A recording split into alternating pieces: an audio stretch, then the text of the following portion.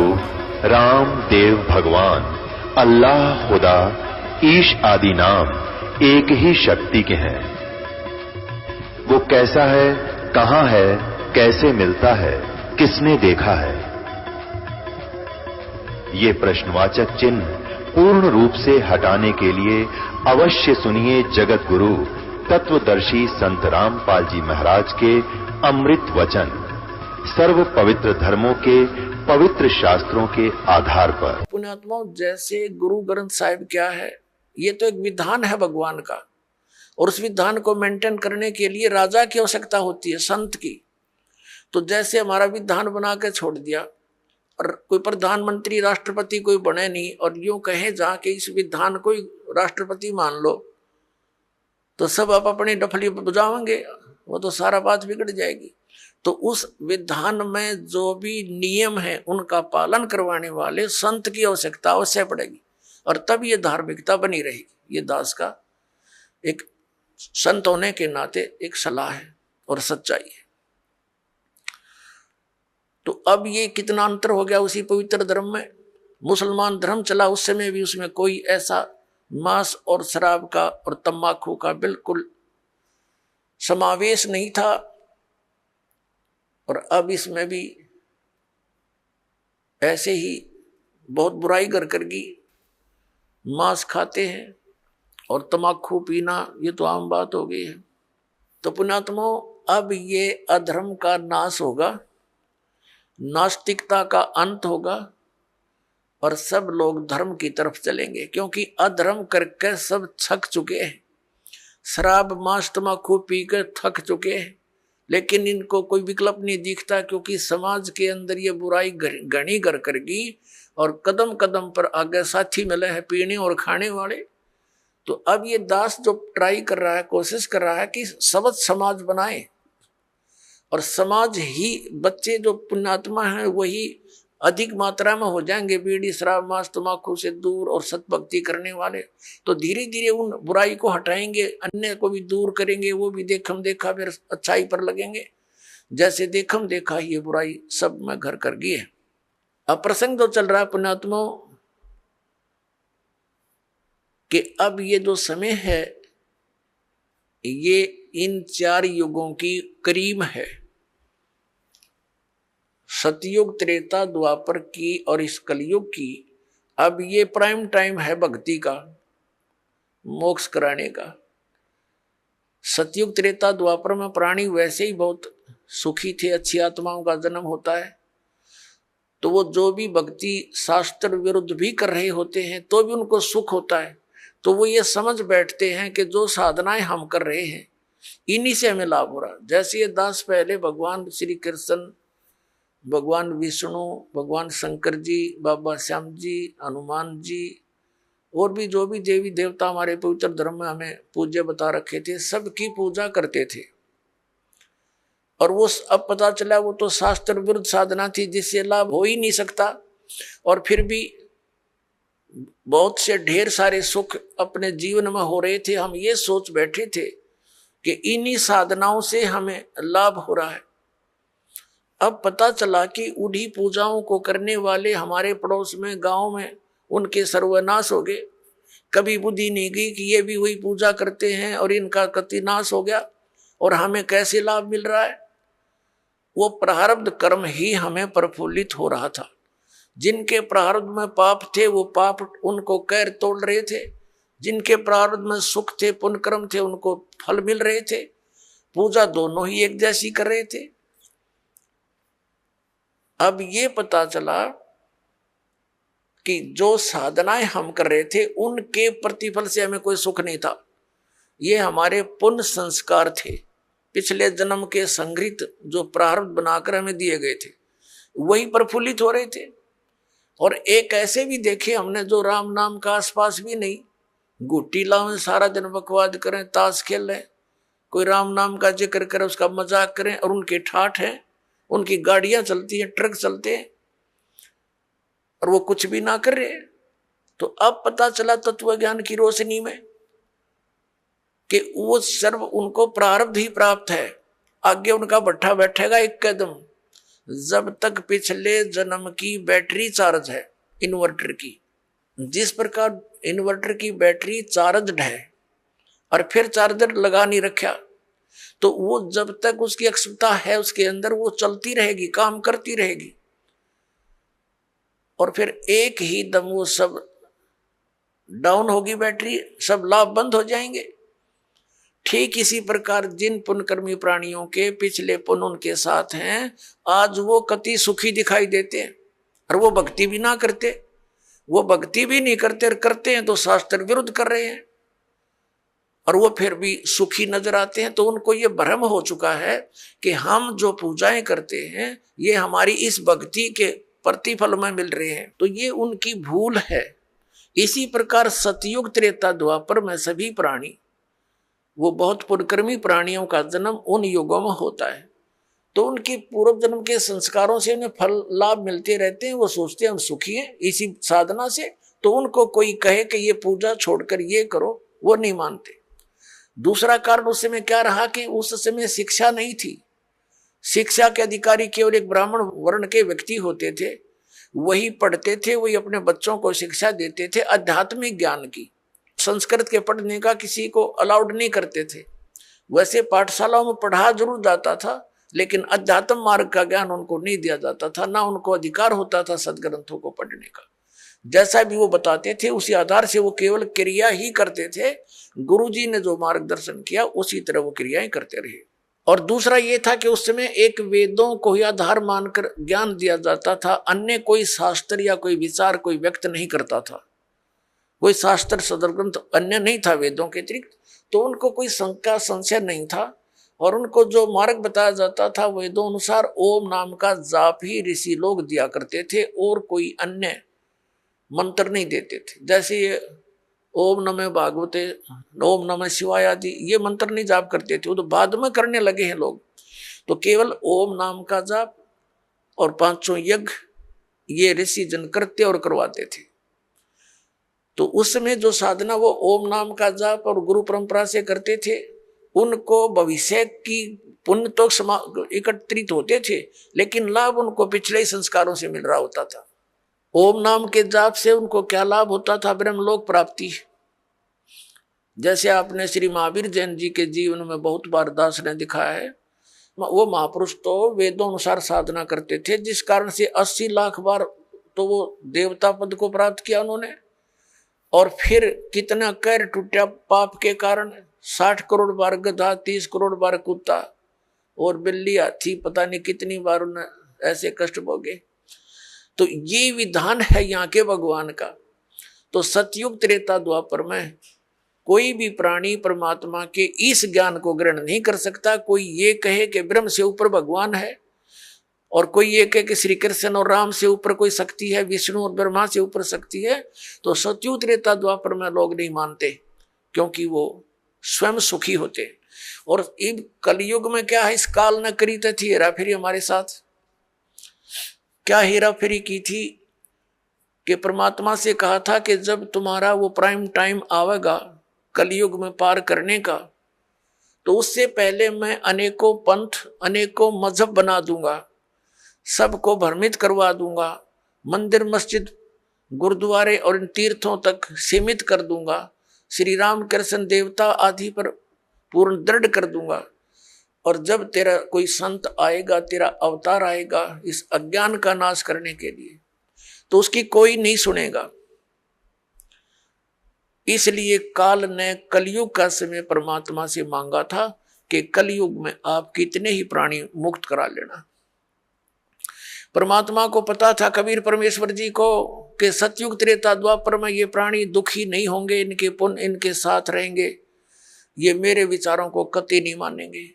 और कलयुग में काल ने चाल चली थी कि इनको नास्तिक कर दूं, ये भक्ति चाहे ही नहीं, कोई आवे तो उनका संदेश वाहक परमात्मा का, तो ये सुना ही नहीं। जैसे पूरा चीन नास्तिक हो गया, पूरा रूस नास्तिक हो गया। काल का ये दाव था कि भारतवर्ष को भी नास्तिक कर दूं। इसके लिए इसने कौन से कदम उठाए? पहले तो बुद्ध धर्म की शुरुआत की। बुद्ध धर्म के ऊपर परमात्मा ने दया करी, आदि शंकराचार्य को भेजकर उस बुद्ध धर्म को बंद किया और अपना धर्म चला दिया। काल भगवान ने उसको भी ग्रिप कर लिया।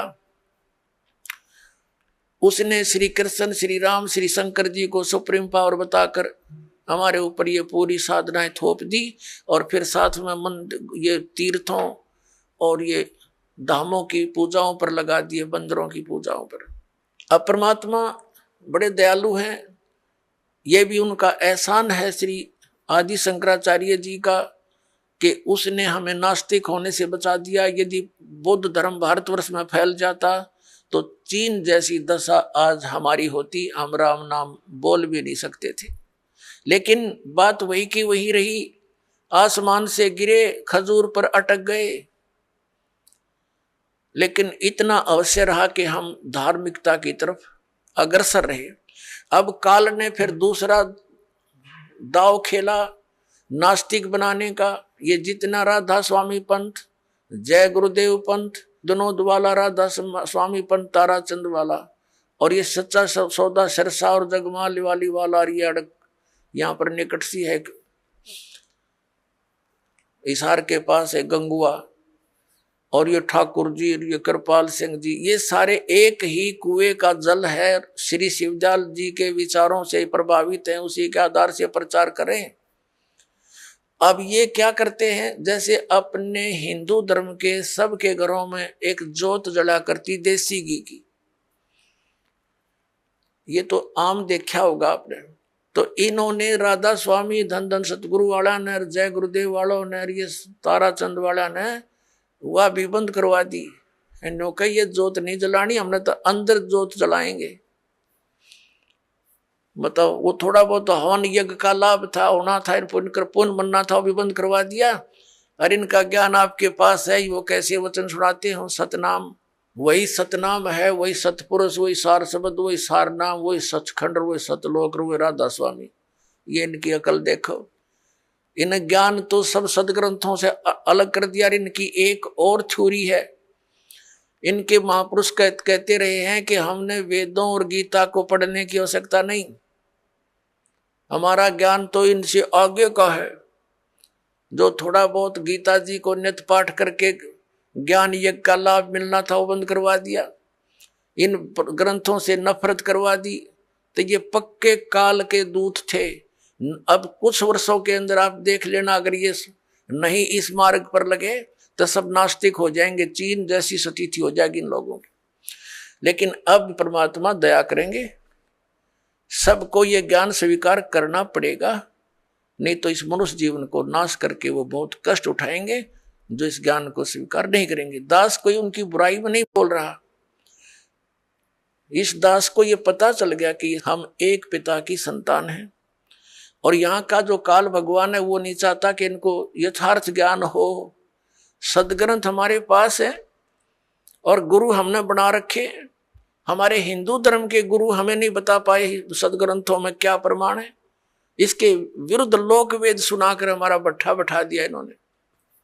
तो दास का उद्देश्य सभी पुण्यकर्मी प्राणियों से है, यही है कि आप जी सच्चाई को ग्रहण करें, पूरा अच्छी तरह जांच करें जो दास शब्द बोलता है, और फिर इस तत्व ज्ञान को ग्रहण करें और अपना कल्याण करवाएं। तो पुण्यात्माओं, प्रसंग चल रहा है कि ये वो समय है, अब इस अधर्म का नाश होगा और धर्म का विकास होगा। धर्म और धार्मिकता शास्त्र अनुकूल साधना करने से ही ऊपर उठेगी। अभी तक हम शास्त्र विधि को त्याग कर मनमाना आचरण कर रहे थे, जिस कारण से हमें भगवान से मिलने वाला लाभ नहीं प्राप्त हुआ, और हम भगवान को भूलकर फिर हम स्वयं अपना लाभ प्राप्त करने के तरीके खोज लिए। जैसे किसी को टेंशन होगी तो वो गुट्टी लगाने लग गया, शराब पीने लग गया, टेंशन खत्म करने के लिए। जो निर्धन है वो पहले संतों के पास जाते थे, परमात्मा की विधि प्राप्त करते थे, संकट निवारण के लिए भी संतों के पास जाते थे। तो उनको जो साधना बताते थे, जो सही संत होते थे, तो उनको उनसे राहत मिलती थी। तो फिर वो व्यक्ति परमात्मा पर दृढ़ रहते थे। अब हम क्या करते हैं, संतों के पास जाते हैं, वो हमें साधना विधि बताते हैं, उनके द्वारा बताई साधना विधि को हम खूब तसल्ली से करते हैं, लेकिन राहत कुछ मिलती नहीं। तो हम दूसरे के पास जाते हैं, वहां से भी इसी प्रकार उनके द्वारा बताई साधना को हम करते हैं, फिर कोई लाभ नहीं होता। तो लास्ट में फिर हम क्या सोचते हैं, स्वयं ही धनी बनना चाहते हैं। टेंशन बुलाने के लिए तो गुटी लाने लग गए, दूना पाप कर लिया इकट्ठा, और फिर धनी बनने के लिए रिश्वत, मिलावट, चोरी, ठगी, ये बकवाद शुरू कर दी। तो ये दूने पाप के भागी बनेंगे हम, उनसे लाभ तो होना ही नहीं। जैसे मान लीजिए किसी व्यक्ति ने 2 नंबर का काम करके, मिलावट करके, या 2 की वस्तु को 20-50 में बेचकर पैसा इकट्ठा भी कर लिया, तो फिर उसके साथ क्या बनेगी? या तो कोई बालक बीमार हो जाएगा, या कोई स्वयं को ऐसा रोग लग जाएगा, वो सारा पैसा भी जाएगा, और वो उस पैसे को 2 नंबर से इकट्ठे करने का जो पाप था वह उसके लिए शेष रह जाएगा। एक व्यक्ति ने बताया कि जी मैं बहुत नालायक व्यक्ति था, ऐसे मेरी कोई दुकान थी, बहुत पुराने समय की बात है, जब ये टेप रिकॉर्डर चले ही चले थे। वो कह रहा था उसका रिफल जो था इस कैसेट का, एक ऑडियो कैसेट डाली थी, टेप में चला करती, वो ला करता मैं तोल के बावत है, और मुझे टोटल वो सारा कुछ 2 रुपए में पड़ता था। उस पर सोनी की स्टैंप लगी हुई होती थी, और उसको मैं 32-30 रुपए में बेचता था, और वो टूट जाती थी 10-5 दिन में। फिर मैं उनको धमका देता था, मैं क्या करूं, तुम्हारा इंस्ट्रूमेंट खराब होगा। अब उस टाइम तो मुझे खूब पैसा आता नजर आ था, मैं ठाठम ठाठ समझ रहा था। फिर मेरा इकलौता पुत्र रोगी हो गया, और उसके पहले तो लोकल डॉक्टरों को दिखाया, उनसे इलाज नहीं हुआ। किसी ने बताया कि वहाँ संत के पास जाओ, वहाँ जाओ, झाड़ा लगवाओ, झाड़ फूक भी साथ में दवाई भी चलती रही। फिर 1 वर्ष तो ऐसे चला, कुछ कभी राहत हो जा, कभी फिर बीमार हो जा। लास्ट में पता चला कि उसकी दोनों किडनी फेल होगी। उसके लिए ऑल इंडिया इंस्टीट्यूट दिल्ली में गए, उस समय दोनों किडनी फेल होगी, और गुर्दे बदलवाए, उसके एक गुर्दा बदलवाया। लगभग हमारा 3 लाख रुपए खर्च हो गया, 3.5 लाख के आसपास टोटल, जब से वो रोगी हुआ था। लड़का स्वस्थ हो गया, कोई बात नहीं, जो नुकसान हुआ सब्र किया। उसके विवाह की तैयारी कर रहे थे, 6 महीने के बाद, स्वस्थ होने के 6 महीने के बाद वही लड़का बस दुर्घटना में एक्सपायर हो गया। अब टक्कर मार के रो रहा हूं। जब से ये ज्ञान सुना है उस समय मुझे वो कुकर्म याद आते हैं मेरे, कि जिस बेटे को सुखी बनाने के लिए मैंने ये ऐसे जुल्म किए थे, वो बेटा भी ना रहा और वो धन भी ना रहा। अब मैंने बताया कि अब तेरे पास क्या रहा? जो तूने पाप इकट्ठे करे थे, वो धन इकट्ठा करने में, वो तेरे पास जो कि तू सुरक्षित है। अब इसने धर ले दिए सिर पे वहां धर्मराज के दरबार में। तो फिर उसने दीक्षा ली। पुण्यात्माओं, गलती इंसानों पर, बहुत भक्तों पर हो जाती है, लेकिन जब तक उसको ये पाप नाशक औषधि नहीं मिलेगी, वो पाप उसके ज्यों के त्यों रखे रहेंगे। तो कबीर परमात्मा दयालु हैं, उनको ये मालूम है कि ये बच्चे काल से भ्रमित ये ऐसी गलतियां कर रहे हैं, वो दयालु हैं। जैसे पुण्यात्माओं, जब तक आपको ये ज्ञान नहीं होता और आपने जो भी गलती कर दी वो अक्षम्य है, माफ करने योग्य है, और अब ज्ञान होने के बाद बकवाद करोगे तो फिर आपको अक्षमा नहीं होगी। जैसे बच्चा अबोध होता है, छोटा सा बालक होता है, पालने में झूल रहा है, और उसने टट्टी पेशाब दोनों कर दिए और सब कपड़े भी खराब कर लिए, हाथ पैर भी ऐसे खराब कर लिए। माता आती है, वो देखती है कि इसने सारा कुछ बिगाड़ दिया काम, लेकिन वो उसे अक्षुब्ध नहीं होती, नाराज नहीं होती। उसको मालूम है कि इसको पता नहीं। उसको नवावेगी, धोएगी कपड़े, स्वच्छ कपड़े पहनावेगी, प्यार करेगी, फिर दूध पिलावेगी। और फिर सुलावेगी। और जब वो बच्चा बड़ा हो जा और वो कितने कपड़ा में बैठ के टट्टी कर दे, उसका दो धरेगी दड़ाक और बाहर पटकेगी, हन्नू कहेगी ला दो गई ना अपने आप। तो ऐसे पुण्यात्माओं, जब तक हम अबोध हैं, हमें यह ज्ञान प्राप्त नहीं हुआ, तब तक तो हम ऐसे थे, गलती करके हम अपने पापों से सने पड़े हैं। तो ये परमात्मा कबीर जी दयालु हैं, ये अपने बच्चों को धोएंगे। इन पाप नाशक दवाई है मालिक के पास, इनके पास एक मंत्र है जो दास आपको देगा, आपके सभी पापों का नाश कर देंगे, आपके प्रारब्ध के पापों का भी नाश करेंगे, आपके संचित पापों का भी नाश इस मंत्र से होगा। जैसे फसल में पहले खरपतवार हो जाता था तो उसका कोई विकल्प नहीं था, कुछ एक तो कसोले कस्सी से उसको थोड़ा बहुत खुरच देते थे, वो फिर भी हो जाता था। जब फसल बड़ी हो जाती थी तो उसका कोई विकल्प नहीं था, वो साथ ही पला करता था फसल के। अब एक ऐसी मेडिसिन खोज होगी है कि उसको फसल में डाल दिया जाता है तो खरपतवार का नाश कर देती है, फसल को हानि नहीं करती। इसी प्रकार ये मटेरियल यानी ये केमिकल और ये साल्ट पहले विद्यमान थे लेकिन खोज नहीं थी। इसी प्रकार ये मंत्र परमात्मा ने पहले ही हमारे सदग्रंथों में विद्यमान कर रखे थे, ये हाथ नहीं लगे थे। अब इसकी खोज होगी, इस दास के पास उपलब्ध है, और इसे सब पाप नाश हो जाएंगे और आपके पुण्य शेष रह जाएंगे। और हम तभी परमात्मा प्राप्त कर सकते हैं जब हम पाप रहित हो जाएंगे। और यहाँ का विधान है ब्रह्म परब्रह्म ब्रह्मा विष्णु महेश और अन्य देवताओं का जैसे कर्म करोगे वैसा ही फल मिलेगा। पाप आपके अलग लिखे जाते हैं, पुण्य अलग लिखे जाते हैं, और फल मिलता है दोनों का। पुण्यों के लिए स्वर्ग महास्वर्ग, फिर यहाँ के छोटी मोटी सुविधा, राजा या अच्छी कोई पोस्ट, और नरक ये भी पैरेलल मिलेगा। कुत्ते गधे सूअर की योनि ये भी अवश्य भोगनी पड़ेंगी। लेकिन कबीर परमेश्वर की शरण में आने के बाद आपको अब ये पापों का दंड नहीं भोगना पड़ेगा, आपके प्रारब्ध के कर्मों का भी नाश होगा जो आपको हानिकारक होगी। इसलिए तो भक्ति करते हैं हम, इसलिए परमात्मा की खोज करते हैं कि हमारे ऊपर कोई आपदा आवे तो परमात्मा हमारी रक्षा करे। और जब वो आपदा भी आ रही है तो फिर प्रोटेक्शन क्या हुआ उस साधना का जो हम करें।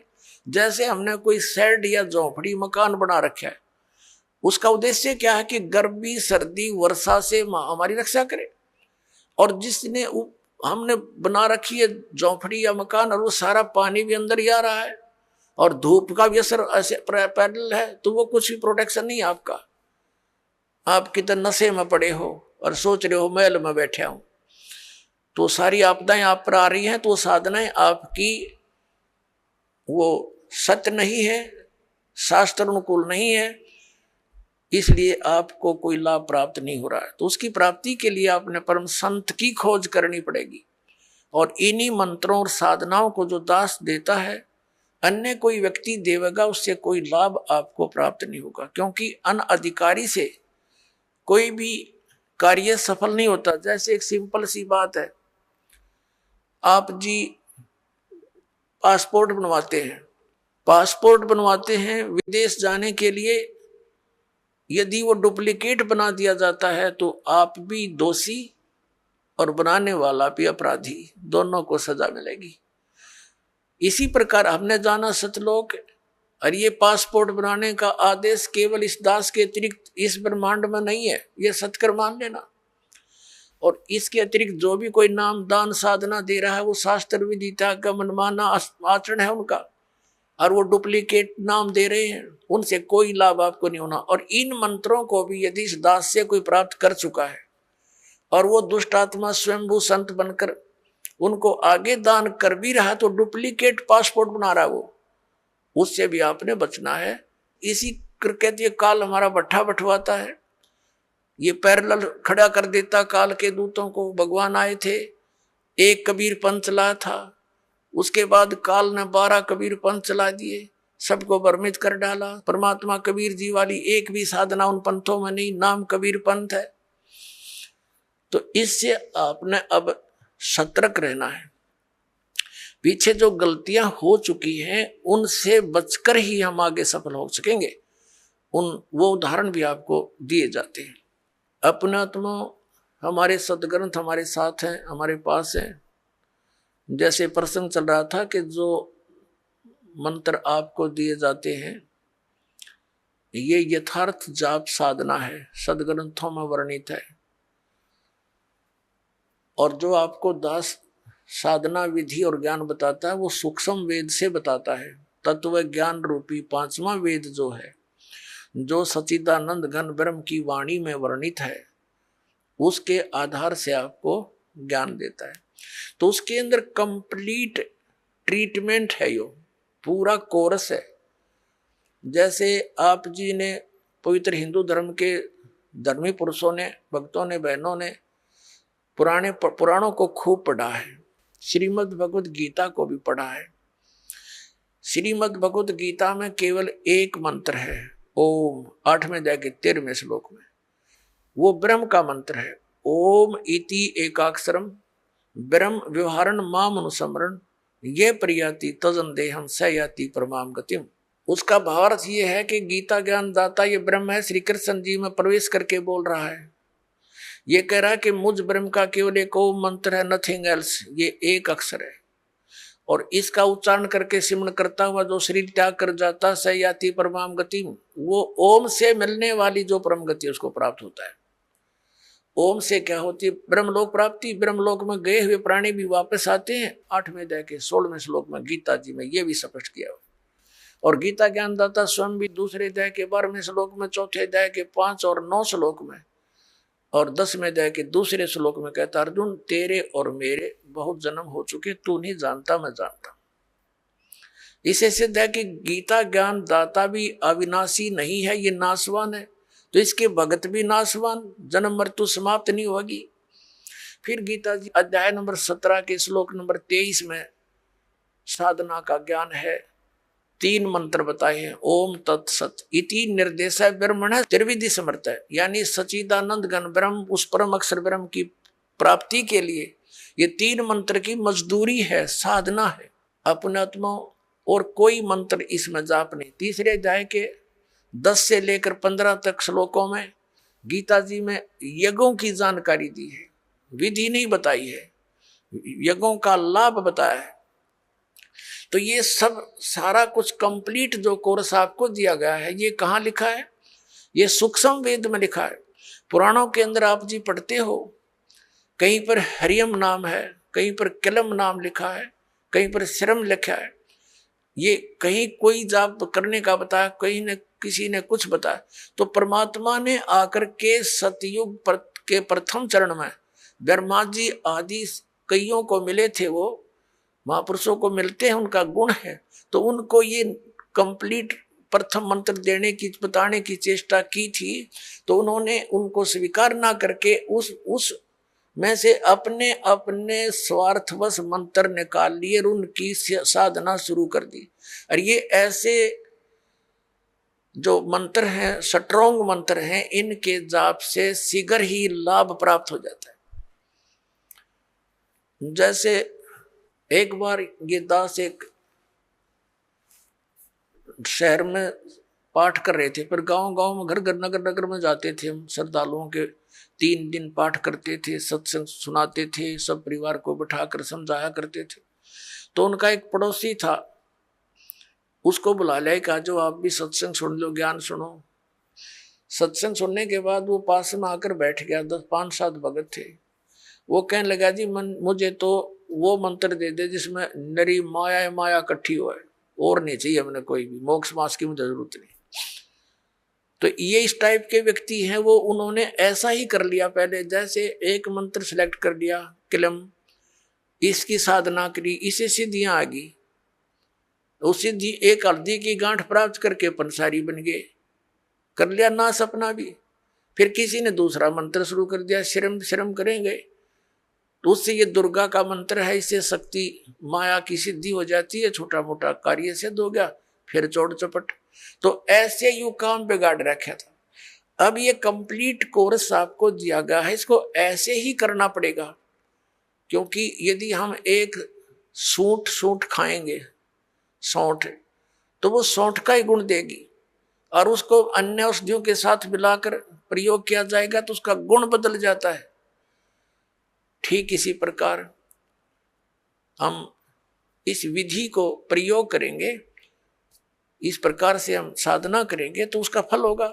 जैसे आज प्रसंग चला था कि प्रथम मंत्र भी आपको दिए जाते हैं और सतनाम के अंदर भी उन्हीं मंत्रों का कुछ समावेश है, तो कुछ भोली आत्मा ये भ्रमित हो जाते हैं कि बताओ वो नाम भी उधर भी वही है, उलट पुलट करके यहाँ दे रखे। इनमें बहुत अंतर होता है। जैसे एक आयुर्वेद में लिखा है कि शहद और घी को यदि समान मात्रा में मिला दिया जाए तो विष बन जाता है, और उसको विषम मात्रा में बनाया जाए तो वो अमृत बन जाता है। जैसे 2 चम्मच शहद और 1 चम्मच घी डाल दिया तो अमृत बन गया, और दोनों 1-1 चम्मच मिला के खा लिया तो विष का काम करता है। तो इसी प्रकार वेद को पता होता है कौन सी औषधि किस प्रकार मिलाने से ये गुण युक्त होती है। तो ये दास इस अध्यात्म मार्ग का वेद है। आप एक सिंपल समझो, आप जन्म मरण रोग के रोगी हो, ये दास वो वेद है जिसको कंप्लीट कोर्स याद है इस जन्म मरण मृत्यु के रोग के नाश करने का। और आज तक या तो भगवान को ज्ञान था या परमात्मा जिन महापुरुषों को मिले वो कौन कौन है, आदरणीय धर्मदास साहिब जी, आदरणीय नानक साहिब जी, आदरणीय मुल्कदास साहिब जी, आदरणीय दादू साहिब जी, आदरणीय गरीबदास साहिब जी, गांव छुड़ानी जिला दद्दर हरियाणा वाले, आदरणीय गीसा दास साहिब जी, गांव खेकड़ा जिला मेरठ उत्तर प्रदेश वाले। इन महापुरुषों की तो दास को जानकारी है कि इनको मालिक आकर मिले हैं, इनसे संपर्क साधा है और इनको वही ज्ञान दिया जो दास को दे रखा है। लेकिन इनको थोड़ा सा एक प्रार्थना की थी भगवान ने कि तुम इन मंत्रों का जाप कीजिए, लेकिन आगे जो सतनाम और सारनाम है ये भी सार्वजनिक नहीं करना।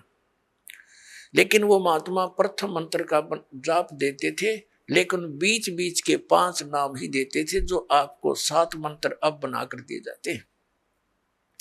इसलिए गुरु ग्रंथ साहिब में 5 मंत्रों का और 5 धुनात्मक शब्दों का जो जिक्र है वो इन्हीं कमलों के अंदर सभी भगवानों के इनमें कमलों में ये धुन हो रही है। जैसे आप देखोगे राष्ट्रपति भवन में भी एक धुन चलती रहती है और गवर्नर भवन में भी एक धुन चलती रहती है, कंटिन्यू चलती रहती है। अब तो ऑटोमेटिकली इंस्ट्रूमेंट बन के, पहले विशेष ड्यूटी लगाई जाती थी नौकरों की, वो उनके वहाँ एक विशेष प्रकार की राष्ट्रीय धुन का हमेशा चालू रखते थे। तो इस प्रकार इन सभी भगवानों के इन कमलों स्थानों पर जहाँ जहाँ ये इनके लोक है वहाँ ये धुनें हो रही है, उनका फिर हम सुन रहा है इस टेलीविजन में हमारे शरीर में। जैसे कोई भी कार्यक्रम कहीं हो रहा है तो टेलीविजन पर हम यहाँ देख रहे हैं, लेकिन वो टेलीविजन में नहीं है, वहाँ तो हम देख रहे सुन रहे हैं, वो वास्तव में कहीं और होता है। तो ऐसे ये मंत्र हैं। तो पुण्यात्माओं, जो दास आपको मंत्र देता है, जो ज्ञान देता है, ये बिल्कुल फाइनल समझ लेना। और उपदेश प्राप्त होने के बाद केवल आप दास जो आदेश आपको दे उसका पालन करना है, उसमें अग्रम मग्रम नहीं करनी, नहीं तो फिर आप भक्तिहीन हो जाओगे। तो कहने का भाव यह कि आज का जो सत्संग चल रहा है किस उद्देश्य से है कि ये वो समय है जो हमें मोक्ष प्राप्त कराएगा। परमात्मा ने कहा था 600 वर्ष पहले जब मालिक कबीर परमेश्वर जी आए थे कि जब बिचली पीढ़ी आवेगी धर्मदास जी कि तब तक तू इस मंत्रों को छुपा के रखना, इस मूल ज्ञान को भी डिक्लेयर मत करना तुम, नहीं तो इन काल के भेजे हुए दूतों के ये मंत्र और ये नाम ज्ञान सब हाथ लग गया तो वो भी यही प्रचार करते पाओ। जैसे राधा स्वामी पंथ है, डेरा सच्चा सौदा सिरसार, ये जगमालवाड़ी, ये कृपाल सिंह ठाकुर सिंह, और ये ब्यास वाला डेरा जय गुरुदेव, और ये भिवानी वाला दनौद वाला जो ताराचंद वाला, ये सारे श्रद्धालु बेचारे चले तो थे भगवान पाने के लिए, लेकिन ये शिवजाल का फंस गए। उसने कख पता नहीं था, 5 नाम काल के जाप करे और करवाए और भूत बन गया। और काल प्रेरणा से भोली भाली श्रद्धालु सारे ब्लाइंड फेथ करके, क्योंकि श्रद्धालु का स्वाभाविक गुण होता है वो अपने गुरुदेव पर ब्लाइंड फेथ करता है, और इसी से सफलता मिलनी थी, लेकिन उसका दुरुपयोग हो गया। बबूल के पौधे को, किक्कर के पौधे को आम का पौधा जान कर बो लिया और उसकी सिंचाई कर रहे हैं आम प्राप्ति का उद्देश्य रखकर। ये इनकी महाभूल है। पांचों नाम काल के और मोक्ष की प्रतीक्षा, देख कैसी भूल लगी है इनके। तो पुण्यात्माओं, दास का प्रयत्न ये ना समझना कि मैंने आपसे कुछ धन संग्रहित करना है ना। दास 2 रोटी खा रहा था, नौकरी थी सरकारी, जेई की पोस्ट पर विराजमान था, 2 रोटी का गुजारा बहुत ठीक चल रहा था। लेकिन जब से दास को ये पता चला, जब तक नाम देने का आदेश नहीं था तब भी दास घर घर जा जाकर समझाया करता था, गुरुजी से ला करके नाम दिलाया करता था। और फिर उन्होंने दास पर यह भार सौंप दिया, आशीर्वाद दे दिया कि बेटा तुम नाम दिया कर। तो उस दिन के बाद फिर और ज्यादा जिम्मेवारी बढ़ गई, इस तत्व ज्ञान को फैलाऊं। विरोध का भी रिकॉर्ड तोड़ दिया, काल ने क्रोथा कांड करवा दिया, इसी कारण से अत्याचार करवा दिया हमारे ऊपर, लेकिन समर्थ साथ था, कुछ बिगाड़ नहीं पाए। पिछला इतिहास देख लो, संतों भक्तों के साथ जिन्होंने जुल्म गुजारे लेकिन वह सफल नहीं हो पाए, अंत में मुंह की खानी पड़ी। और यही दशा अब इनकी हो रही है। तो पुण्यात्मा, परमात्मा का एक विधान है, क्योंकि परमात्मा कबीर जी जब आए थे उनके साथ भी बहुत कैर तोड़े थे, नकली गुरुओं ने जुल्म करवाए थे। उबलते हुए सरसों के तेल के कढ़ाई में बैठा दिया भगवान को, लेकिन कुछ बिगाड़ नहीं पाए। झेरे कुएं में डालकर ऊपर से कंकर पत्थरों से भर दिया, परमात्मा बाहर बैठे पाए। कारण क्या था? वो यही ज्ञान दिया करता जो दास आज उन्हीं का दिया हुआ आपके रूबरू कर रहा है। आज आपको क्यों स्वीकार्य हो गया? क्योंकि आप शिक्षित हैं और प्रमाण आपके समक्ष हैं। ये इंस्ट्रूमेंट, ये इंटरनेट, ये प्रोजेक्टर, ये चैनल मालिक ने आपके लिए बनवाए ना। जीव सत्तर की सोच नहीं है ये इस तरह के इंस्ट्रूमेंट बना ले। ये पहले ना बढ़ाए, आज तो 100 साल पहले कहाँ थे ये हैं? वही मनुष्य थे। अरे तो अच्छे बुद्धिमान और बहुत अच्छे नेक आत्मा थी। अब परमात्मा ने ये बुद्धि दी है ताकि मेरे बच्चे घर बैठे देख सके प्रमाणों को, और पहले शिक्षित किया आपको कि इन भ्रमित करने वाले काल के दूतों से तुम स्वयं सतर्क होकर के देखो इन सदग्रंथों को, ये क्या बता रहे हैं। इन्हीं की साक्षी लेकर के ये आपको इसके विपरीत ज्ञान दे रहे हैं। तो आज इसलिए हम सफल हुए कि आप शिक्षित हैं और साथ में भगवान का पंजा दास के साथ है। तो और उसके बिना ये कदम भी नहीं चल सकते हम इसे घोर कलयुग में। और आज हम कितने सफल हो रहे हैं? क्योंकि हमारा ज्ञान सच्चा है, हमारा भगवान सच्चा है और हम सत्य के ऊपर संघर्ष कर रहे हैं।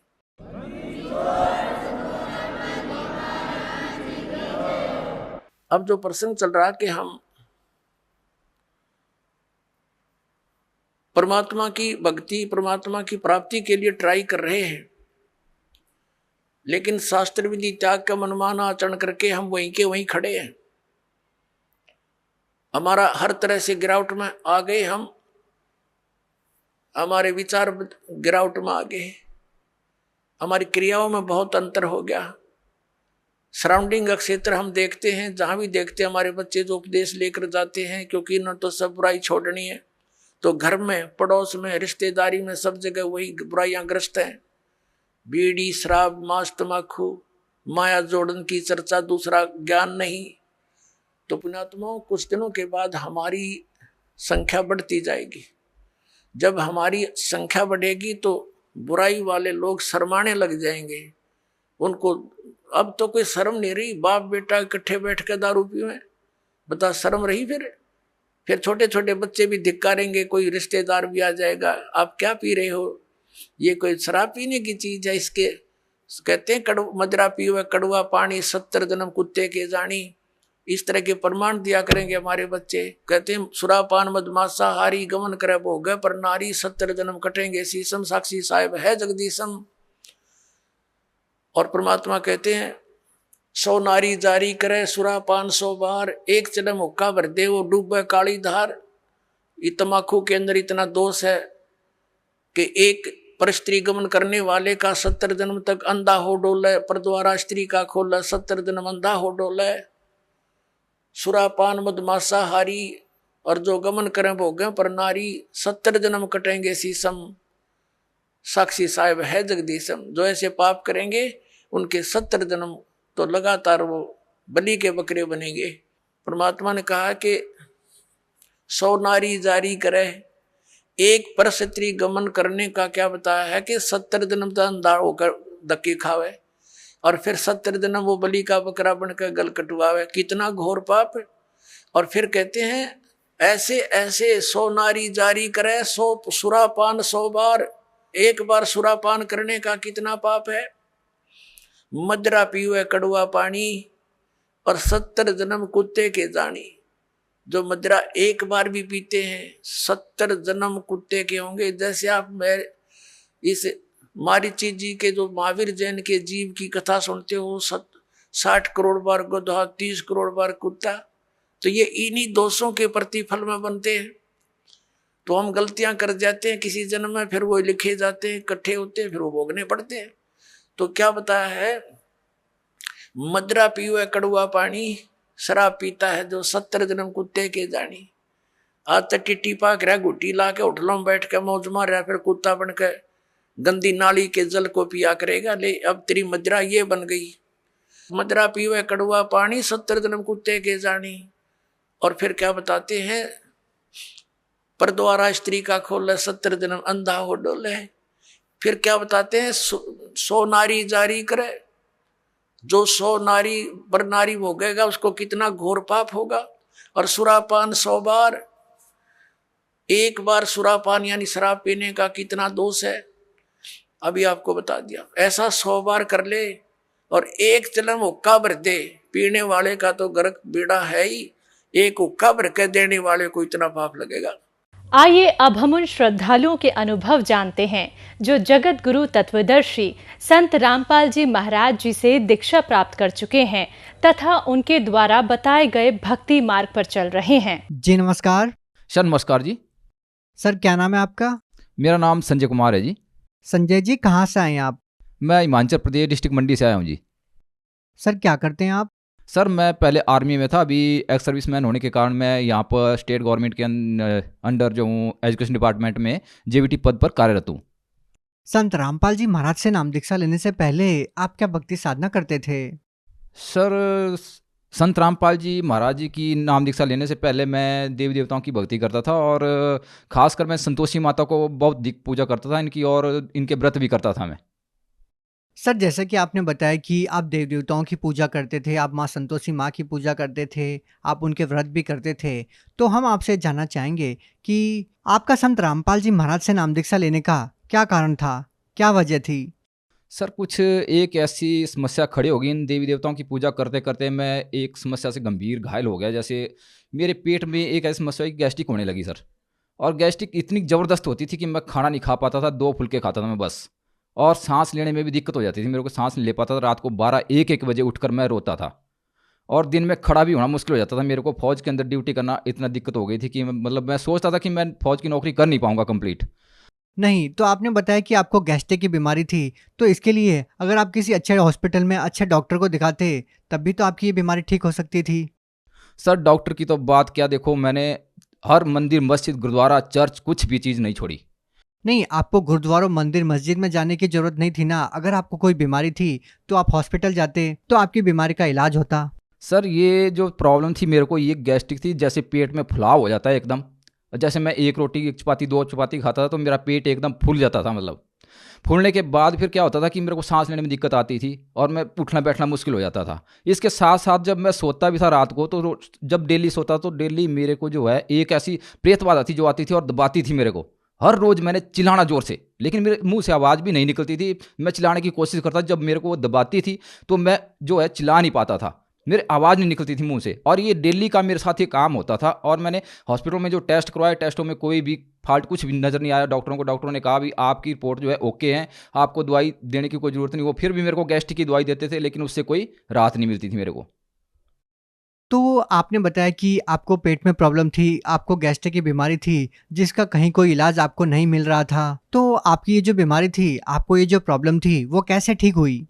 सर इस समस्या के लिए एक साथी मेरा फौज के अंदर था साथ में ही, तो वो शायद इस ज्ञान को संत रामपाल जी महाराज जी के ज्ञान को समझ चुका था। और उसने, जब मैं था उस टाइम गुजरात के अंदर था, भुज के अंदर मैं पोस्टेड था, और वहाँ पर उस साथी ने जब मेरे से पूछा, जब मैं छुट्टी काट के वापस गया, तो उसने पूछा, भाई आपकी जो समस्या है, क्या वो समस्या आपकी हल हुई? तो मैंने उसको बताया कि मेरी समस्या कहीं भी हल नहीं हुई है, और मैं हर जगह भटक लिया हूँ, मंदिर मस्जिद गुरुद्वारा चर्च हर जगह गया हूँ, लेकिन मेरी कोई समस्या हल नहीं हुई है। लेकिन उसने मेरे को एक चीज़ बताई कि भाई संजय भाई, तू एक बात करना, अगर तू मेरी बात मानता है तो संत रामपाल जी महाराज जी का ज्ञान सुन, और ज्ञान सुनने के बाद उनकी शरण ग्रहण कर। अगर तेरे को राहत मिलती है तो ठीक है, नहीं तो वहाँ पर मुड़ के भी मत जाना। उनके कहने पर जब मैंने ये बात सुनी तो मैंने कहा, ठीक बोल रहा भाई मेरे को, कि भाई आप इस चीज़ को देखो, एक बार सुनो, समझो क्या है क्या नहीं है। अगर मेरे को राहत होती है तो इसमें कौन सी बुरी बात है। तो मैंने उन्होंने क्या किया, मेरे को फ़ोन के अंदर सत्संग दिए, 2-2 घंटे के 3-3 घंटे के सत्संग दिए संत रामपाल जी महाराज के। वो मैंने रात को भी सुनने, दिन में भी सुनने, और सत्संग सुनने के बाद मेरे रोंगटे खड़े हो जाते थे, बाल बाल खड़ा होता था मेरा परमात्मा की जब वाणी सुनता था मैं। और उसके बाद फिर जब मैं छुट्टी जाना था, तो क्या हुआ, छुट्टी जाने से पहले सत्संग सुनने से मेरे को ऐसी राहत मिली कि मतलब मेरी जो पेट की समस्या थी वो हल होने लगी सत्संग सुनने से ही, संत रामपाल जी महाराज के। और जैसे मेरी समस्या हल होने लगी तो मैंने घर में फ़ोन किया अपनी पत्नी को, और मैंने कहा, भाई मेरे को ऐसी ऐसी राहत मिल रही है, तो ऐसे ऐसे परमात्मा के नियम है। तो उसके बाद लगभग मैंने 3 महीने तक संत रामपाल जी महाराज जी के सत्संग सुने। सत्संग सुनने के बाद मैंने एक निर्णय लिया कि मैं अब छुट्टी जाऊंगा तो संत रामपाल जी महाराज जी के आश्रम में बरवाड़ा जाऊंगा, और बरवाड़ा से मैं नाम दीक्षा लेकर ही घर जाऊंगा। और उसके बाद मैंने छुट्टी लिया, छुट्टी लेने के बाद मैं वहाँ से रेवाड़ी गया, रेवाड़ी से मैंने हिसार गया, हिसार से मैं फिर सीधा वहाँ बरवाड़ा पहुंचा, और बरवाड़ा से मैंने क्या किया, जाते ही संत रामपाल जी महाराज जी से नाम दीक्षा ली। संजय जी, जैसे कि आपने बताया कि आपकी पेट की जो बीमारी थी, जो काफ़ी लंबे समय से चली आ रही थी, वो संत रामपाल जी महाराज जी के सत्संग सुनने मात्र से ठीक हो गई। तो सबसे पहले तो अभी हम आपसे ये जानना चाहेंगे कि संत रामपाल जी महाराज जी से नाम दीक्षा लेने के बाद क्या आपको इसके अलावा भी कोई लाभ मिला? सर लाभ तो इतने मिले परमात्मा की दया से, संत रामपाल जी महाराज की दया से, कि मैं गिनाता जाऊंगा तो गिनाता जाऊंगा, समय कम पड़ जाएगा उसके लिए। क्योंकि देखो, एक तो मेरी समस्या हल हुई जो कहीं भी नहीं हो रही थी, इस देश के कोने कोने में नहीं हो रही थी। मैं इन समस्याओं को अपनी, देखो, गवर्नमेंट हॉस्पिटल, जोनल हॉस्पिटल मंडी में, सरकारी हॉस्पिटल में दिखाया था। उसके बाद मैंने कमांड हॉस्पिटल चंडीगढ़ में दिखाया, और यह मंडी में हमारा एक मांडव हॉस्पिटल है प्राइवेट, वहाँ पर भी दिखाया मैंने, लेकिन मेरे को कोई भी राहत कहीं नहीं मिली है। उसके बाद देखो, एक तो मेरे को परमात्मा की रजा संत रामपाल जी महाराज की दया से मेरी ये समस्या हल हुई। दूसरी समस्या मैं आपको बताता हूँ, मेरी पत्नी जो है उसको थायराइड की प्रॉब्लम हो गई, और थायराइड प्रॉब्लम इतनी बढ़ गई थी कि डॉक्टर ने बताया था उसको, उसके मैंने टेस्ट करवाया चंडीगढ़ कमांड हॉस्पिटल में, और उसके बाद मैंने पीजीआई में भी उनके टेस्ट करवाए। लेकिन डॉक्टर का जवाब क्या मिला कि भाई जब तक जिएगी तब तक दवाई खाएगी। लेकिन उसने दवाई ले ली, दवाई खाना शुरू कर दी, और दवाई खाते खाते उसको 2-3 महीने हुए थे कि उसने दवाई खाना अपने आप बंद कर दी। मैंने संत रामपाल जी महाराज से उसको नाम दीक्षा दिलवाई, और उसने क्या किया, दवाई खाना बंद कर दी। उसने कहा मेरे को उल्टी आने लगी दवाई खाने से, अब वो परमात्मा की भक्ति करने लगी। उसके बाद जब मैं दूसरी बार छुट्टी आया तो मैंने उसको पूछा, भी आप दवाई खाते हैं? तो उसने कहा मैं दवाई खाना बंद कर दी है। मतलब क्यों? कि मेरे को जो है उल्टी आने लगती है दवाई से। तो मैंने कहा अब संत रामपाल जी महाराज का एक चमत्कार और देख। फिर हमने क्या किया, हम हॉस्पिटल में गए। हॉस्पिटल में जाने के बाद हमने जो है फिर से थायराइड का टेस्ट करवाया उसका, और थायराइड का टेस्ट करवाने के बाद जो है डॉक्टर को रिपोर्ट दिखाई, तो डॉक्टर ने कहा भाई थायराइड है नहीं। मैंने उसको पूछा, मैं सर दवाई खानी है या नहीं खानी है? तो उन्होंने कहा भाई आपको दवाई खाने की जरूरत नहीं है, थायराइड बिल्कुल नहीं है, बराबर है, आपका बिल्कुल रिपोर्ट ओके है। तो वही दिन है, उस दिन से आज तक तकरीबन 10 साल हो गई है, हमने कोई भी दवाई नहीं खाई है, दवाई खाना बंद कर रखी है, और परमात्मा संत रामपाल जी महाराज की रजा से बिल्कुल ठीक है। और तीसरा लाभ, मेरा बेटा था 1.5 साल का था, 1.5 साल के बाद उसकी किडनी में प्रॉब्लम आ गई, पेशाब रुक गया उसका, और उसको चंडीगढ़ कमांड हॉस्पिटल में एडमिट किया। एडमिट होने के बाद डॉक्टर ने उसका ऑपरेशन किया। ऑपरेशन होने के बाद उसकी जो है सर्जरी हुई अंदर, और डॉक्टर ने कहा भाई इसको 15-17 साल तक जो है दवाई कंटिन्यू खानी है।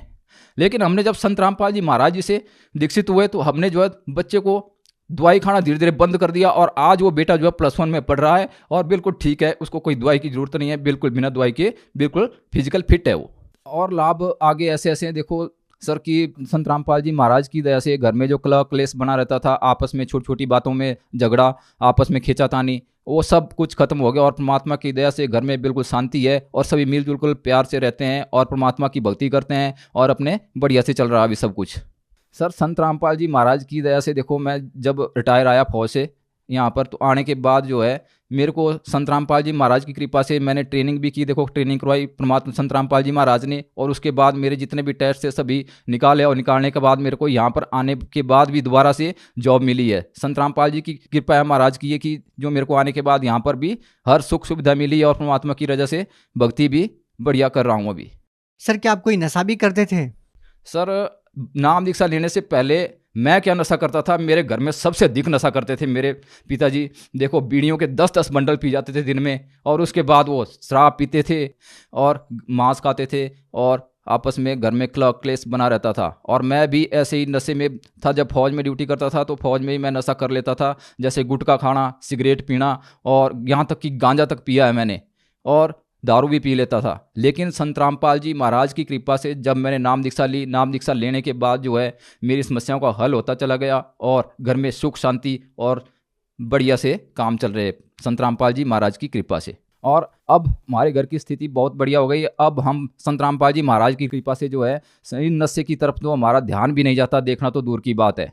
और मेरे पिताजी भी बहुत अधिक नशा करते थे, आज वो संत रामपाल जी महाराज की कृपा से ठीक है, बिल्कुल नशे की तरफ बिल्कुल भी उनका ध्यान नहीं है, और देखते भी नहीं है। हमारे घर में कोई भी बच्चे से लेकर बड़े तक कोई भी नशे की तरफ नहीं है, कोई भी हाथ नहीं लगाता है, और कोई लाता भी नहीं है घर के अंदर। सर जिस तरह से आपने बताया कि पहले आप भी नशा करते थे, आपके पिताजी भी नशा करते थे, और जैसे ही आप लोगों ने संत रामपाल जी महाराज से नाम दीक्षा ली है, आप सबने नशा करना छोड़ दिया, तो ऐसा संत रामपाल जी महाराज जी आप लोगों को क्या बताते हैं? इसके लिए क्या कोई दवाई या जड़ी बूटी दी जिसको लेने के बाद आप लोगों का नशा छूट गया? सर ऐसा कुछ नहीं है, जड़ी बूटी कुछ नहीं है। ये संत रामपाल जी महाराज का शास्त्र अनुकूल ज्ञान है, जिसके अंदर श्री मद्भगवत गीता, वेद, पुराण, हर शास्त्रों का ज्ञान है, और शास्त्रों के आधार पर ही भक्ति मार्ग बताया जाता है। और संत रामपाल जी महाराज ऐसी भक्ति देते हैं, ऐसी भक्ति देते हैं जिससे इन बुराइयों से जो है छूटते चले जाते हैं, इनकी तरफ जो है ध्यान बिल्कुल भी नहीं जाता है। तो सर हम आपसे ये जानना चाहेंगे, जो लोग आपकी तरह नशा करते हैं और वो चाहकर भी नशा नहीं छोड़ पा रहे हैं, तो क्या वो भी आपकी तरह संत रामपाल जी महाराज से नाम दीक्षा लेंगे तो क्या उनका भी नशा छूट जाएगा? सर आजकल की जो समाज की युवा पीढ़ी है, देखो नशे के चक्कर में इतनी पड़ी हुई है, जो नशा छुड़ाने के लिए जो है लोग कहाँ कहाँ जाते हैं, नशा मुक्ति केंद्र में भी जाते हैं, हर जगह भटकते हैं, लेकिन किसी का नशा छूटता नहीं है। लेकिन संत रामपाल जी महाराज की शरण में आने के बाद जो अगर सही मर्यादा में रहकर भक्ति करेगा तो उसको वही फायदे मिलेंगे जो हमारे को मिले। जैसे हम नशे से ग्रस्त से, हमारा नशा छूटा, हमारे को सुख शांति मिली, घर में क्लेश जो है दूर हुए, और हर चीज़ में हमारे को क्या हुआ कि फायदा होता चला गया। संजय जी आपने बताया कि संत रामपाल जी महाराज से नाम दीक्षा लेने के बाद आपकी बीमारी भी ठीक हुई और आपका नशा भी छूट गया। देखिए सर, हिंदुस्तान को संतों की भूमि कहा जाता है, तो क्या आपको नहीं लगता कि अगर किसी और संत से आप नाम दीक्षा लेते तब भी आपको इतने सारे लाभ मिल सकते थे? सर बहुत सारे संतों को, महंतों को हम देखते हैं कि जो नशे में ग्रस्त है, चिलमे पीते हैं, देखो भांग गांजा वगैरह पीते हैं, और वो दूसरों से क्या नशा छुड़वाएंगे, और उनकी साधना ही ठीक नहीं है। वो साधना भी शास्त्र विरुद्ध साधना करवाते हैं, वो अपना मनमुखी ज्ञान बताते हैं, अपनी दंत कथा के हिसाब से ही भक्तों को ज्ञान बांटते हैं। वो उनके अंदर कोई भी प्रमाणित ज्ञान नहीं है उनके पास, ना ही उनका कोई आधार है ज्ञान का। आज की तारीख में जो ज्ञान है वो संत रामपाल जी महाराज जो है प्रमाणित सदग्रंथों के आधार पर जो है ज्ञान बता रहे हैं, और सत्य भक्ति मार्ग बता रहे हैं।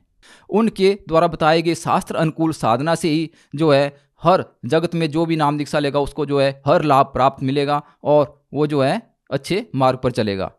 देखिए सर, संत रामपाल जी महाराज एक सिंपल से साधारण से दिखने वाले संत हैं। वो ना भगवा वस्त्र धारण किए हुए होते हैं, ना वो लंबी लंबी दाढ़ी मूछ रखते हैं, ना गले में मालाएं पहनते हैं। एक बहुत ही सिंपल से साधारण से दिखने वाले संत है। तो आज का जो भगत समाज है वो कैसे निर्णय कर पाएगा कि एक सिंपल सा साधारण सा दिखने वाला संत इतने सारे लाभ दे सकता है, दुखों का निवारण कर सकता है? सर ये भगवा वस्त्र पहनने से और दाढ़ी मूछ बढ़ाने से जो है संत नहीं बनते हैं। जैसे कि हमारी श्रीमद् भगवद गीता जी के अध्याय नंबर 15 के श्लोक नंबर 1 में कहा है कि जो उल्टे लटके हुए संसार रूपी वृक्ष के हर भाग को सब वेद वित बता देगा, वो तत्वदर्शी संत है। और आज की तारीख में संत रामपाल जी महाराज जी एक ऐसे पूर्ण संत है जो गीता जी के अध्याय नंबर 15 के श्लोक नंबर 1 के श्लोक को जो है पूरे सब वेद वित जो है बता रहे हैं कि जड़ क्या है, मूल क्या है, तना क्या है, डार क्या है, टहनियाँ क्या है और शाखा क्या है। तो संत रामपाल जी महाराज जी वो है पूर्ण तत्वदर्शी संत है, और उनके द्वारा दिए गए सत भक्ति मार्ग से ही सबके दुख जो है दूर होंगे, और जो है मर्यादा में रहकर भक्ति करने से जो है हर तरह की जो है सुख शांति मिलेगी। ये जो मेरे को गैस्ट्रिक की प्रॉब्लम होती थी, एक भूत प्रेत की बाधा थी मेरी तरफ से, क्योंकि मैंने संत रामपाल जी महाराज से नाम दीक्षा ली। तो देखो इसके लिए तो मैं इतना भटका कि मतलब मंदिर, मस्जिद, गुरुद्वारा, चर्च, मंदिर तो हमारे हिमाचल प्रदेश में बहुत है, दुनिया भर के हैं। हर जगह मैंने जो है भटका हूँ इसके बारे में, मेरे को राहत मिले लेकिन नहीं मिली। उसके बाद मैं श्रीनगर में अनंतनाग के अंदर जो हूँ पोस्टेड था RR के अंदर, और वहाँ पर मैंने मौलवियों से भी तावीज़ वगैरह लिए, मस्जिद में गया, उनसे मैंने बहुत कुछ कोशिश की कि मैं ठीक हूँ, लेकिन मेरे को कोई राहत नहीं मिली। उसके बाद चर्च मेरी फिरोजपुर में पोस्टेड था, तो फिरोजपुर में मैं चर्च में भी गया, वहाँ पर भी मैंने बहुत कुछ टाणे मिणे किए लेकिन कुछ नहीं हुआ। तो ये सब कुछ मैंने टाणे मिणे करने के बाद भी मेरे को कोई राहत नहीं मिली है। उसके बाद जब मैं संत रामपाल जी महाराज की शरण में गया, उनसे नाम दीक्षा ली, तो देखो जिस दिन मैं नाम दीक्षा लेकर घर पहुंचा, घर पहुंचने के बाद रात को मैं सोया ही था अपने बेड पे। रात को ठीक 12 बजे का समय चल रहा था और मेरे को सपना चल रहा था कि जैसे एक राक्षस ऐसे आया जिसके 2 दांत ऊपर की तरफ, 2 नीचे की तरफ, बहुत बड़े बड़े दांत थे, और वो मेरे पाँव की तरफ खड़ा हो गया। पाँव की तरफ खड़ा हुआ तो एक साइड में मेरे जो है ब्रह्मा, विष्णु, महेश तीनों खड़े हो गए। जब तीनों खड़े हो गए, मैं दोनों की तरफ देख रहा हूँ कि करूँ क्या अब। उसके बाद संत रामपाल जी महाराज आए और एक साइड में खड़े हो गए। उन्होंने मेरे को आशीर्वाद दिया कि बेटा अब काम कर तू। और काम क्या करूं मैं, देखो मैंने सिर्फ हाथ घुमाया, जैसे बॉक्सिंग मारते हैं, मैंने उस भूत को हाथ से ऐसे मारा कि उसको सिर्फ हवा ही जा रही थी, उस हाथ की, हाथ भी टच नहीं हो रहा था। मैंने चारों दीवारों में उसको पंछाड़ने के बाद जब मैं उठकर बैठा, फिर मैंने हाथ घुमाया सारे जोर से, तो मेरी पत्नी उठकर बैठी और मेरा हाथ पकड़ लिया कि आप किसको मार रहे हो। तो मैंने उसको जब ये कहानी बताई, पूरी स्टोरी बताई कि देखो ऐसा ऐसा हुआ है मेरे साथ और ऐसे ऐसे आया था, मैंने ऐसे ऐसे उसको मारा। गुरुजी ने मेरे को बोला बेटा काम कर। और उसके बाद वही दिन मेरा लास्ट था उसका आने का। उसके बाद वो कभी भी मेरे को नज़र नहीं आया। और ये जो मेरी भूत प्रेत की जो बाधा थी, ये देखो 8-10 साल से चल रही थी मेरे को। तो ये संत रामपाल जी महाराज की एक दया है मेरे ऊपर कि मेरे को जो है इससे मुक्त कराया इन्होंने, और मैं अभी ठीक हूँ, बिल्कुल राहत मिली। संत रामपाल जी महाराज की भक्ति करने से ही मेरे को ये सब राहत मिली है और अब ठीक हूँ बिल्कुल मैं। संजय जी, आपने बताया कि संत रामपाल जी महाराज ने आपकी भूत प्रेत की बाधा दूर कर दी, तो हम आपसे ये जानना चाहेंगे कि क्या संत रामपाल जी महाराज ने आप लोगों की भूत प्रेत की बाधा ठीक करने के लिए आपसे कोई पैसे भी लिए? सर मैं बताना चाहता हूँ आपको कि संत रामपाल जी महाराज जो है एक साधारण व्यक्ति नहीं है, वो पूर्ण परमात्मा के स्वरूप में आए हुए हैं। और वो सिर्फ एक आशीर्वाद मात्र देने से ही अपने भक्तों को, अपने बच्चों को जो है सुख और शांति देते हैं। उनको बिल्कुल हर लाभ मिलता है, हर फायदा मिलता है उनके आशीर्वाद मात्र से ही। और जब से मेरे को संत रामपाल जी महाराज जी ने आशीर्वाद दिया है, तब से मेरी भूत प्रेत की बाधा तो दूर हुई और घर के अंदर भी बिल्कुल सुख शांति, और अब हम अच्छे से भक्ति करते हैं परमात्मा की रजा से। घर में ऐसा कोई भी कष्ट नहीं आता है जो हमारे को हानि पहुंचा सके। संजय जी, हम आपसे ये जानना चाहेंगे कि जो लोग आज भी भूत प्रेत की बाधाओं से परेशान हैं, उन लोगों को आप क्या संदेश देना चाहेंगे, क्या कहना चाहेंगे? सर मैं उन लोगों से प्रार्थना करना चाहता हूं कि जो लोग भी भूत प्रेत इन बाधाओं से ग्रस्त है, आप भी एक बार संत रामपाल जी महाराज जी के ज्ञान को सुने, समझें और संत रामपाल जी महाराज जी की शरण को ग्रहण करें। और आपकी भी जो भी आपकी भूत प्रेत की बाधा है, जो भी आपके कष्ट है, जो भी आपकी बीमारियां हैं जो कहीं भी ठीक नहीं हो रही हैं, मैं आपको दावे के साथ कहता हूं कि आपकी ये जो समस्या है सारी संत रामपाल जी महाराज जी के एक आशीर्वाद मात्र लेने से जो है ठीक हो जाएगी, और आप जो है बिल्कुल सुखी हो जाओगे और आपको अच्छा भक्ति मार्ग मिलेगा। ये जो लोग संत रामपाल जी महाराज से नाम दीक्षा लेना चाहते हैं, वो उनसे नाम दीक्षा कैसे प्राप्त कर सकते हैं? सर संत रामपाल जी महाराज जी से नाम दीक्षा लेने के लिए आप सोशल मीडिया प्लेटफॉर्म पर जाइए और वहाँ पर यूट्यूब पर या फेसबुक पर जो है आप संत रामपाल जी महाराज सत्संग को सर्च कीजिए। और सर्च करने के बाद सत्संग के नीचे जो है एक पट्टी चलती है, पट्टी के ऊपर कॉन्टैक्ट नंबर होता है, उस कॉन्टैक्ट नंबर से आप बात कीजिए। बात करने के बाद आपको नज़दीकी नामदान केंद्र पर जो है जाने के बाद आप जो है नाम दीक्षा ले सकते हैं। क्योंकि आजकल हर डिस्ट्रिक्ट के अंदर जो है जगह जगह पर संत रामपाल जी महाराज जी के नामदान केंद्र खुले हुए, आप नज़दीकी से नज़दीकी नामदान केंद्र पर कांटेक्ट करके जो है नाम दीक्षा ले सकते हैं। जी बहुत बहुत धन्यवाद आपका। सर नमस्कार।